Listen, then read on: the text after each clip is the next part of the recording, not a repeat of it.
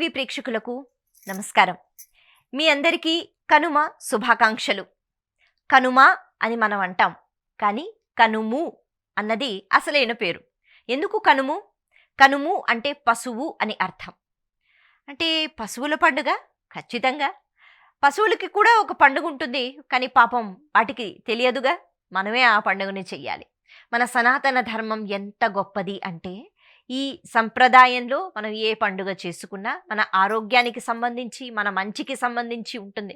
అలాగే మన ప్రవర్తనకి సంబంధించి ఉంటుంది. మనం ఏ పండుగ చూసినా అందులో కలిగిన ఉపాసన, అందులో మనం చేసే పూజలు, లేకపోతే వ్రతాలు, అందులో చేసిన వంటకాలు, అంటే ఆ ప్రకృతిలో వచ్చిన మార్పు వల్ల ఆ ఋతువులో, లేకపోతే ఆ మాసంలో, ఆ సమయంలో మనం ఏమి తింటే మంచిదో ఇవే చెయ్యాలి అనేటట్టుగా ఆచారం కనిపిస్తూ ఉంటుంది.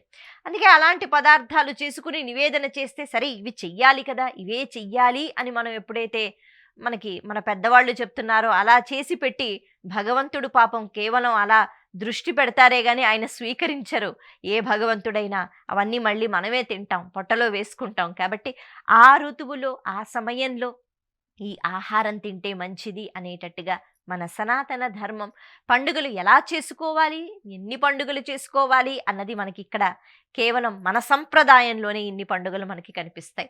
అయితే ఈ కనుము అంటే పశువు అని చెప్పుకున్నాం కదా, ఎందుకు మనం ఈ పండుగ చేసుకుంటున్నాము? మహోత్కృష్టమైన జన్మ మానవ జన్మ. ఎన్నో జీవరాశులు ఉన్నాయి. మనకి ఎన్నో లక్షల్లో చెప్తారు కదా, అన్ని జీవరాశులు ఉన్నాయి. కానీ అందరిలో కల్లా శ్రేష్టమైన జీవి ఏది అంటే మనిషి మాత్రమే. మనం అనుభవిస్తున్న భోగాలు ఇంకా ఇతరత్ర ఏ జీవి కూడా అనుభవించలేదు. ప్రతి జీవికి ఒక శక్తి ఉంటుంది, ప్రతి జీవికి ఒక ఉపాధి ఉంటుంది. కుక్కకి ఒక శక్తి ఉంది, పాముకి ఒక శక్తి ఉంటుంది, ఏనుగుకి ఒక శక్తి ఉంటుంది, అలాగే పులికి ఒక శక్తి ఉంటుంది. మనుషులం, మనకి కొన్ని శక్తులు ఉంటాయి. మనం ప్రవర్తించినట్టుగా పులులు ప్రవర్తించలేవు, అవి ప్రవర్తించినట్టుగా మనం ప్రవర్తించలేం. కానీ ప్రతి ఒక్క ఉపాధి, లేకపోతే ప్రతి ఒక్క శక్తి అంటే వేరే జీవులకి సంబంధించి వాటి నుంచి లభించేవి ఏవైతే ఉంటాయో అవన్నీ మనమే స్వీకరిస్తూ ఉంటాం. అంటే ఒక కుక్కని మనం పెంచుకుంటాం, ఆ కుక్క వల్ల వచ్చే లాభాలు ఏవైతే ఉన్నాయో వాటన్నిటిని మనం అనుభవిస్తూ ఉంటాం. పాపం కుక్క అనుభవించదు. కానీ మనలో ఉన్న శక్తి, మనలో ఉన్న ఉపాధి ఏదైతే ఉంటుందో దానివల్ల మనం ఎంతో ఆనందాన్ని పొందుతాం. మనవాళ్ళు అంటే నా పిల్లలు, నా భర్త, నా భార్య, వాళ్ళ ఆనందాన్ని పొందుతుంటారు. పాపం పశువులకి ఆ అదృష్టం లేదు. ఇంకా బాగా అర్థం కావాలి అంటే ఒక గోవు ఉంది. ఆ పాలు, అంటే ఆవు పాలు, ఆవు పెరుగు, ఆవు నెయ్యి, ఆ తర్వాత వెన్న, ఇలా చెప్పుకుంటూ పోతే ప్రకృతిలో ఉన్న ప్రతి జీవి ఇంచుమించు ప్రత్యక్షంగా, ఒక్కొక్కసారి పరోక్షంగా వాటి వల్ల ఎన్నో లాభాలు ఉంటాయి. ఆ లాభాలన్నీ చక్కగా అనుభవిస్తూ ఉంటాడు కేవలం మనిషి మాత్రమే. కానీ పశువులు పాపం ఆ లాభాలని అనుభవించం. ఆవు పాలు నేను అందిస్తున్నాను కదా, చాలా శ్రేష్టమైనవి, ఇవే నేను స్వీకరిస్తానని పాపం ఆవు అలా స్వీకరించలేదు కదా. అలాగని మరి ఇంత సొమ్ము నాకు ఇవ్వండి, ఇంత బాగా నన్ను చూసుకోండి అని తిరిగి అడగదు కూడా. అలా ప్రకృతిలో ప్రతి ఒక్క పదార్థంలో, ప్రతి ఒక్క జీవిలో ఉన్న శక్తులు, ఉపాధులు మనుషులం మనం చాలా అద్భుతంగా ఉపయోగించుకుంటూ ఉంటాం. తిరిగి ఏమిస్తూ ఉంటాం? ఏమీ ఇవ్వం. మనకి అవసరం కాబట్టి, మనకి లాభం కాబట్టి వాటిని కొద్దిగా జాగ్రత్తగా చూసుకుంటూ ఉంటాం. అలా కాకుండా కృతజ్ఞతా భావనతో భగవంతుడు ఈ రూపంలో కూడా ఉంటూ మనకి ఇంత ఆనందాన్ని ఇస్తున్నాడు అనే ఆలోచనతో ఆ పశువులకి సంబంధించి వాటి ఆరాధన, వాటికి కృతజ్ఞత చెప్పుకోవడం కూడా అలవాటు చేసుకోవాలి కదా. అందుకే అటువంటి రోజు అంటే ఏంటి అంటే దాన్ని మనం కనుమ అని అంటున్నాం అనమాట. ఈ 3 రోజుల పండుగలో 3వ రోజు కనుము అంటే పశువు, కాబట్టి అది కనుమగా మారింది. పేరు ఏది ఏమైనా పశువులకి మనం కృతజ్ఞతా భావన అన్నది తెలుపుకుంటున్నాం.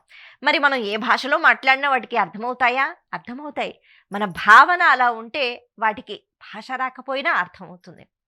ఆ రోజు పశువుల సాలను అంటే ఈరోజు చక్కగా శుభ్రపరిచి వాటిని అంటే మరింతగా ప్రేమగా వాళ్ళని ఈ ఒక్కరోజు చూసుకోవడం అన్నది కాదు, కనీసం ఇలాంటి రోజుల్లోనైనా కృతజ్ఞతా భావనతో మనం ఉండాలి.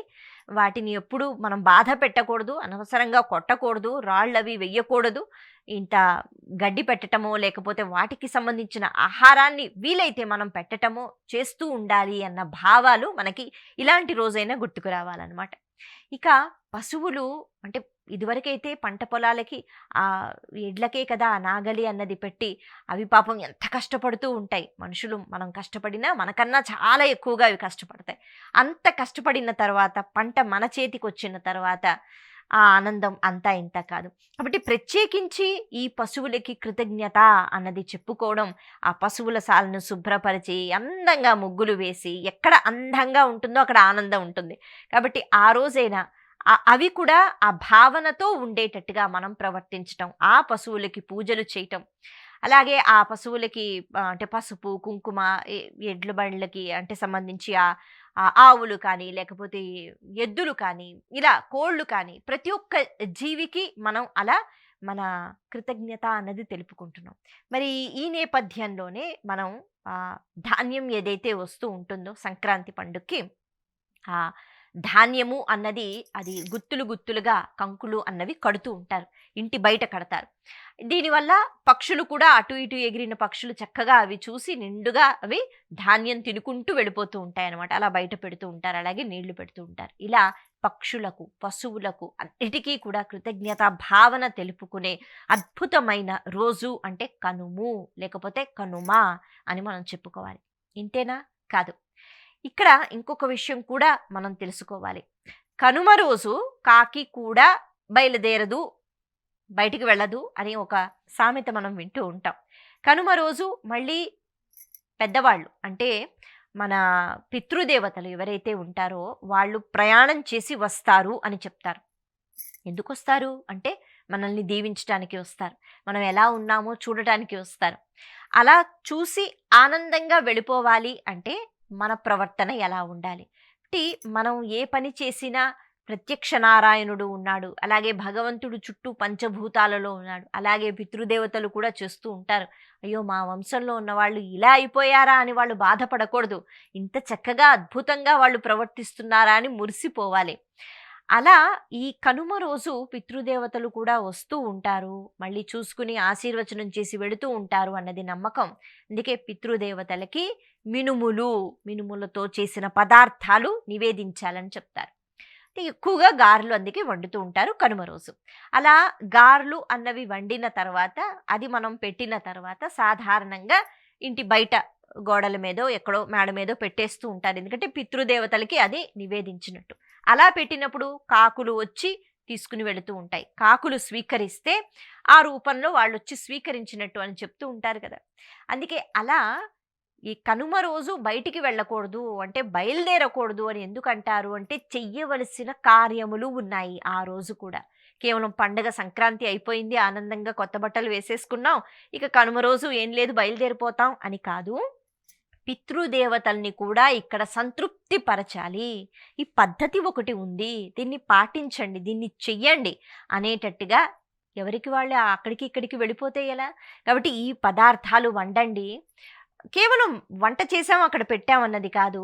ఈ ఆలోచనతో, కృతజ్ఞతా భావనతో, ఎందుకంటే వాళ్ళ వంశానికి సంబంధించి మనం ముందుకు వెడుతున్నాం. వాళ్ళ ఆశీర్వచనం మనకి ఎంతగానో అవసరం. అందుకని అలా వాళ్ళని కొలుచుకున్నప్పుడు, వాళ్ళు వచ్చి చూసినప్పుడు ఎంతగానో ఆనందిస్తారు. మన కంటికి కనిపిస్తారా? కనిపించరు. కానీ వాళ్ళు వస్తారు. కాబట్టి అలా మినుములతో పదార్థాలు తయారు చేసి సమర్పించటము ఇది ప్రతి ఒక్కరూ చెయ్యాలి. అందుకే బయలుదేరి వెళ్ళవద్దు. కాకి కూడా వెళ్ళదు. ఎందుకు వెళ్ళదు కాకి అంటే, కాకి ఆహారాన్ని వెతుక్కోవడానికి అటు ఇటు వెళుతూ ఉంటుంది కదా. కానీ ఆ రోజు అంటే ఈ కనుమ రోజు అందరూ ఆహారం అన్నది పెడుతూ ఉంటారు కాబట్టి కాకులు మళ్ళీ వేరే ప్రదేశాలకి అటు ఇటు తిరిగి కష్టపడవలసిన అవసరం లేదు. ప్రతి ఇంట్లోనూ పెడుతూ ఉంటారుగా ఈరోజు.